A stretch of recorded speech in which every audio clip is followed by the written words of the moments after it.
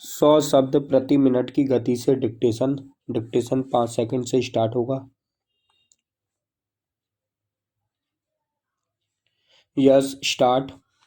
महोदया, मैं यह कहना चाहता हूं कि आप देश की स्थिति पर विचार कीजिए, देश की आबादी पर विचार कीजिए और सचमुच में यदि आप कृषि में कोई रुचि रखना चाहते हैं तो देश के किसानों की यह स्थिति नहीं हो सकती।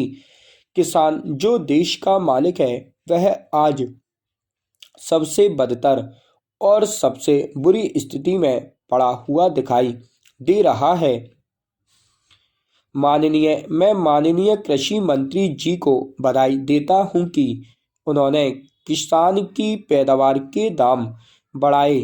मेरा निवेदन यह है कि अप्रैल और मई के महीने में जब हम यहाँ बैठे हुए हैं, किसान को इस समय दो काम करने पड़ते हैं।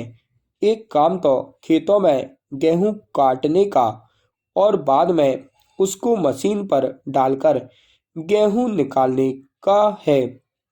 दूसरा काम यह है कि गन्ने के खेतों में फसल अभी तक पड़ी हुई है, उसको काटकर मिलों के गेट पर ले जाना पड़ता है।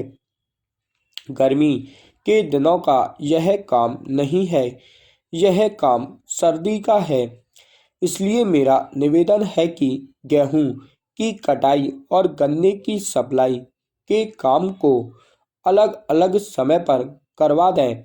मार्च तक गन्ना खत्म हो जाना चाहिए और अप्रैल में मई में वह अपने गेहूं को उठाए और जल्दी उठाकर वर्षा से बचाएं। मेरा निवेदन है कि भारत सरकार ने जो चीनी की नीति बनाई है उसमें कृषि मंत्री जी संशोधन करें ताकि जो गन्ना आज भी उत्तर प्रदेश के जनपदों में पड़ा हुआ है वह मार्च तक खत्म हो जाए और किसान अप्रैल में अपने गेहूं की कटाई कर सकें। महोदया, एक बात मैं और कहना चाहता हूं कि यह जो कृषि मूल्य आयोग है इसमें कई वर्षों से सुनने में आ रहा है कि किसानों के प्रतिनिधि भी लिए जाएंगे, लेकिन कई सालों से यह बात उठ रही है किंतु अभी तक कुछ नहीं हुआ है।